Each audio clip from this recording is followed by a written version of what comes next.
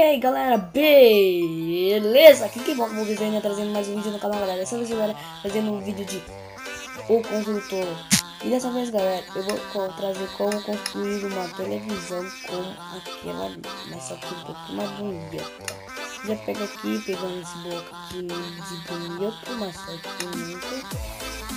Aí você pega essas cocas de cada lado, cada um começar a colocar isso aqui, né?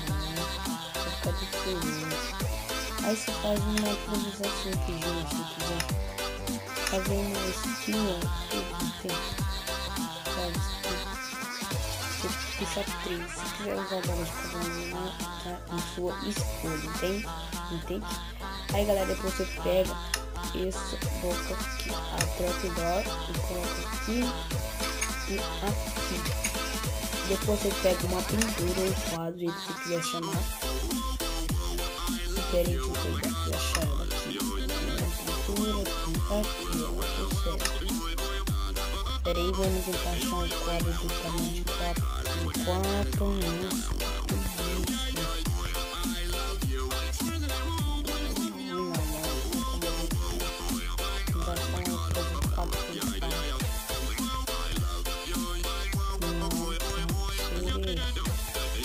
Não, tá difícil achar um quadro 4.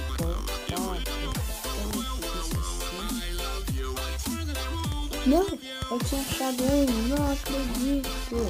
Não acredito. Vamos continuar lá. Aí se tivesse entediante, você. Aí vamos lá. Tá. Aí pronto.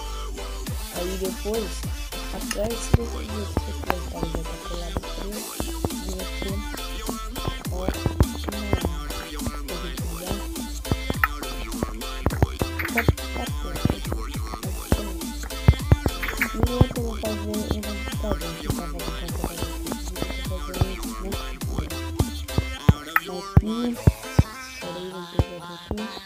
Não, não vou fazer. Eita, falou que foi.